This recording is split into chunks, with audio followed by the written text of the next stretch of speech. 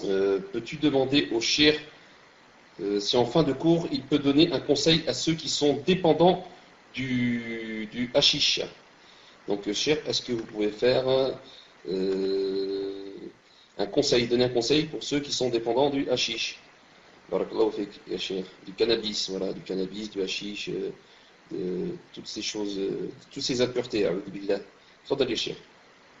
C'est-à-dire, tu as dit comment faire pour s'en éloigner, n'est-ce pas? Est-ce que c'est ça le souhait? Hein? Est-ce que c'est ça la question? Comment faire pour s'en éloigner?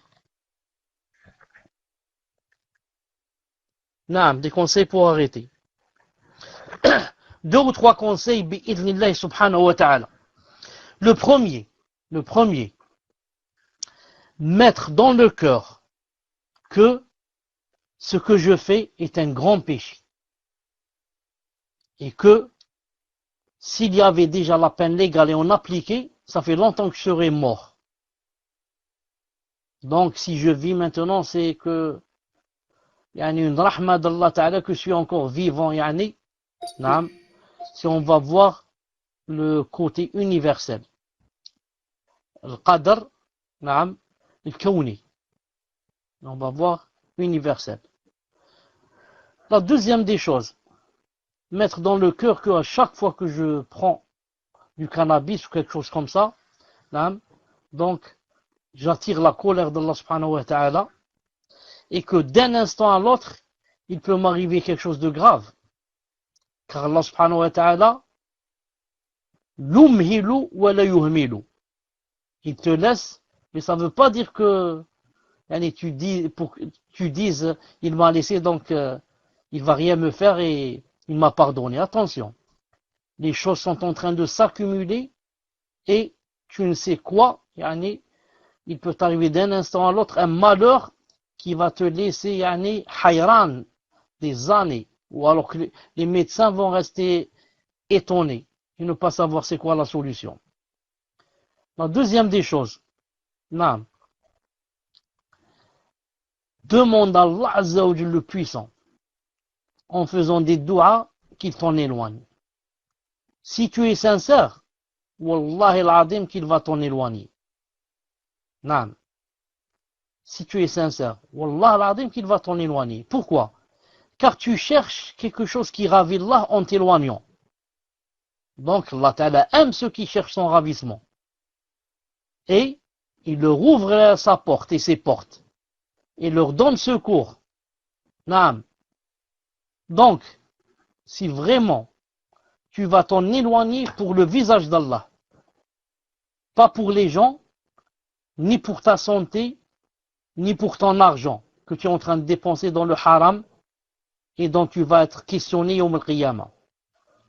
Chaque sou, chaque centime que tu as dépensé dans cette chose-là, tu vas le regretter yawm al-qiyamah. Et tu vas te mordre les mains et dire mais si je savais, ceci, cela. Et je savais, tu vas pas dire si je savais, tu savais. Si j'avais appliqué, si je m'en étais éloigné, ça m'a servi à quoi? Non. Donc, si tu vas le faire pour Allah subhanahu wa ta'ala va t'aider. Tu vas dire que c'est un peu difficile le premier temps, je suis d'accord avec toi. Tu as voulu suivre ce chemin, maintenant, comme on dit, le verbe hadak, c'est pas accuse, on dit assume. Tu as voulu prendre ce chemin, tu dois assumer. 1 semaine, 10 jours, maximum 1 mois. Maximum 1 mois, et tu vas voir que tu vas t'en détacher définitivement bi'idhnillahi ta'ala. Car il y aura l'aide d'Allah subhanahu wa ta'ala. La première semaine c'est difficile, mais alhamdoulilah. Moi je n'ai pas fait le djihad, je suis pas parti avec l'épée, tuer je ne sais où. Mais je fais le djihad à mon âme. Et ce djihad est beaucoup plus important que l'autre djihad avec l'épée. Donc c'est une occasion en or pour faire le djihad. Allah Ta'ala m'a donné une occasion en or pour voir si je peux vendre mon âme pour Allah ou bien je suis seulement en train de bluffer. Tout le monde prier, jeûner, ceci, cela, donner 5 euros, tout le monde peut le faire. Mais est-ce que je peux délaisser le cannabis pour le visage d'Allah? Car Allah n'aime pas cette chose. Voilà le vrai croyant, comme dit Ibn al-Qayyim. Il dit on connaît le vrai croyant dans le délaissement, pas dans le fait de faire. Tout le monde peut faire. Allez, on va jeûner jeudi prochain. Allez, c'est facile. Allez, chacun va donner 10 euros, on va faire une collecte pour les nécessiteux. C'est très facile. Vous donnez 10, moi je vais en donner 20. Mais maintenant, allez, on va arrêter le cannabis. Allez, on va arrêter la zina. Allez, on va arrêter l'alcool. Arrêter des choses pour Allah, c'est ça le difficile. C'est ça le vrai test. Pour savoir si on est sincère ou on n'est pas sincère. Non. Arrêter une chose que mon âme aime et je m'en éloigne. C'est pourquoi l'épreuve de Adam alayhi salam et de Hawa, c'était quoi? C'était pas de faire, c'était de délaisser. De délaisser et de ne pas manger de cet arbre. Naam. Voilà un arbre, les fruits de cet arbre, je sais que vous les désirez ardemment. Et je vous demande de ne pas en manger. Faites-le pour prouver que vous êtes sincère et que vous m'obéissez et que vous pouvez faire ça pour mon visage. Naam.